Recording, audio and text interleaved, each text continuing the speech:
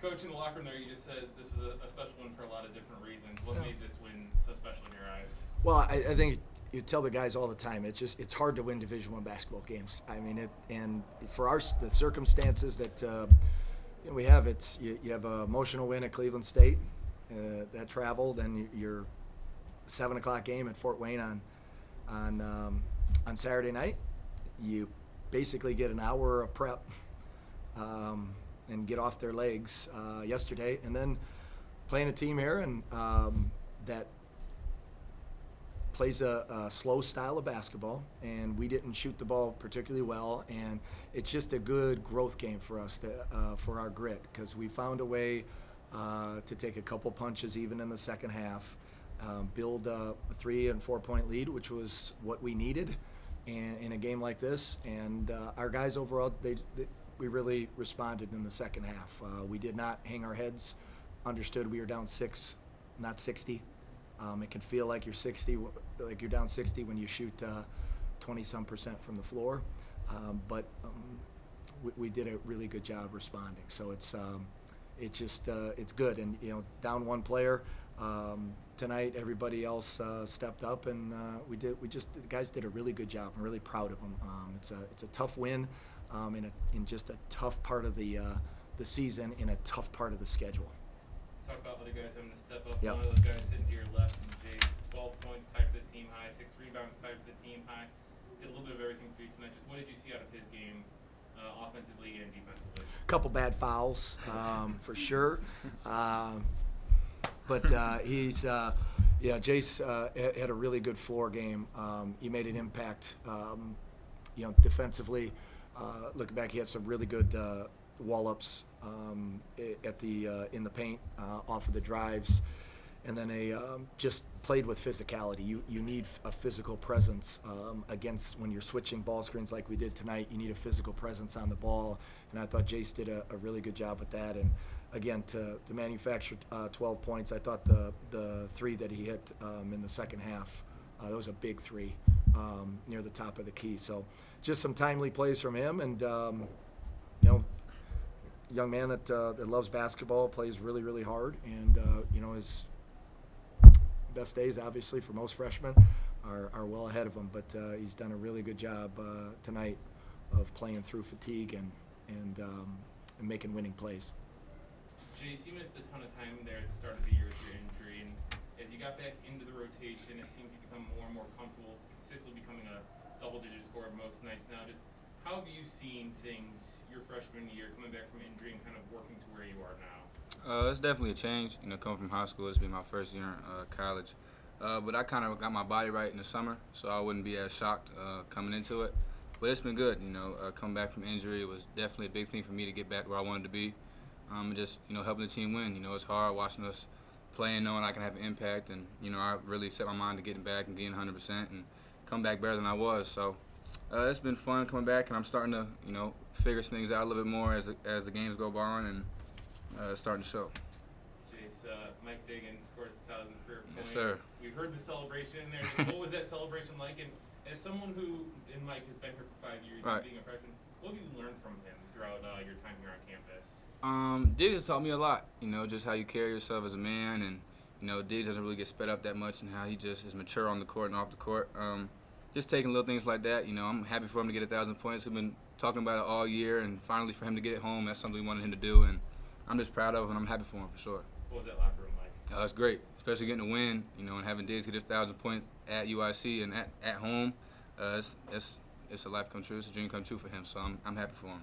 Coach, Mike was one of a couple of players that was on this roster when you took over the job, and now you've had a chance to work with him for the better part of 2 years now. Just obviously 1,000 points is a milestone, but just in your time that you spent with Mike, what have you seen out of him, and what makes 1,000 points for him so special? Well, I think it's indicative of just the process of being a student athlete, and when you look at it in totality, I mean, he's went through a really tough senior year with COVID, and then he has, the start of the year he dealt with some things trying to get back into it. So he's just kind of he's stuck with it, and he's gone through some ups and downs throughout this year. But the team has been there for him, and he's been there for the team. I think Jace said it great. He's got a real even keel about him, and a calmness about him. And he's got a big heart. He cares about his teammates, cares about UIC, and I think it's just a testament overall for him. He's got his degree in psychology. He's got 1,000 point. It's just Mike is representative of what it's supposed to be about. You hang in there, you grind away, you go through the ups and downs, ends up with a psychology degree and a 1,000 point ball that's going to go on a shelf, and a lot of really good memories in his time here on and off the court. So I'm really proud of Mike and proud of Jamie. Those two guys they've stuck it out, and they've gone through some trials and tribulations here. COVID last year, and then this decision that's still looming right now, and we hope the Horizon League makes a change, does the right thing, and allows the UIC student athletes to take part in NCAA championships. It's the right thing to do, so hopefully the presidents and our commissioner can make the necessary change and think about that. We're confident that they will, and I'm proud of how Jamie and Mike have weathered the storm and continued to stay with it, because they're a really good example for the other student athletes, in particular Jaden, Phillip, and Jace, our younger guys, of just keep chopping wood. Jace, going into halftime, team only shoots 23%, but you look on the scoreboard and you're only down 6. Right. Was the mindset of they're going to start to fall and we're going to get back in this, or did something change offensively because your team goes out and shoots 48% in the second half? We knew shots were going to fall. We were a good shooting team, and we work on that every day. So, we had confidence in ourselves, and we just had a slump the first half.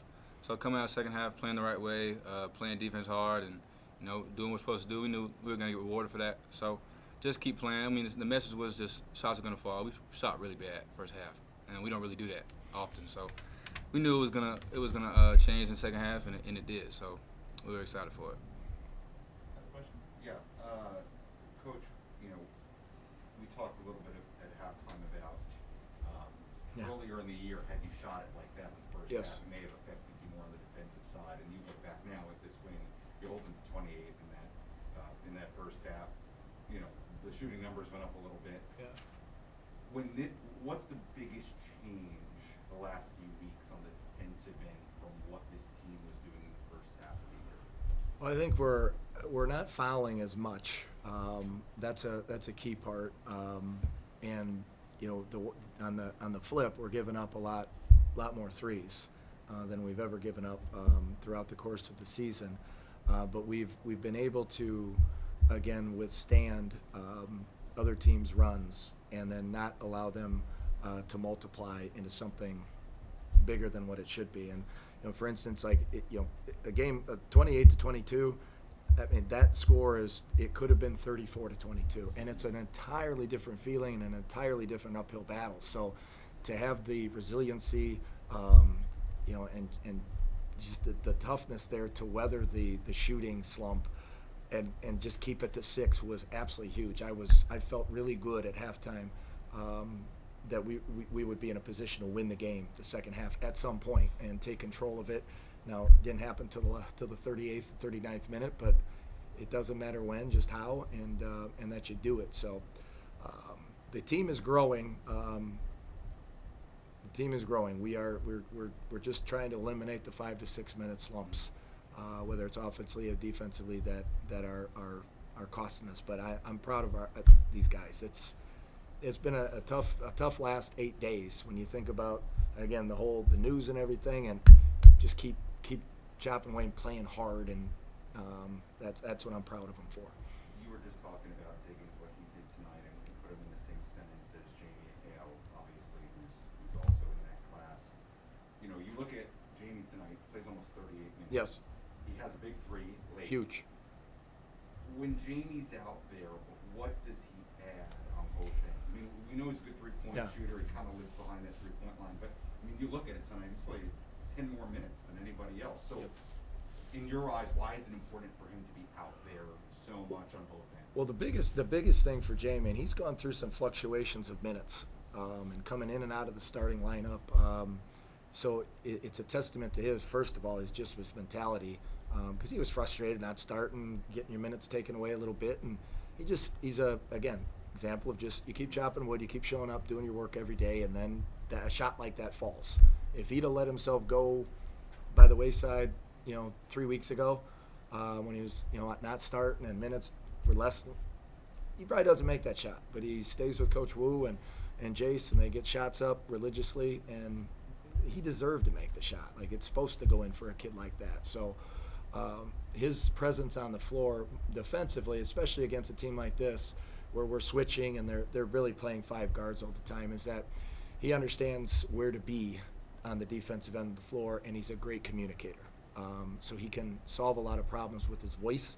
And then offensively, against the matchup zone, and it happened, Jace made the cut, Zion made the pass. But their matchup zone, they missed an assignment there that allowed Jamie to have that 3. And, he just needed to space the floor. And again, in a game like this, 2 threes is gold. And his last one at the end was platinum.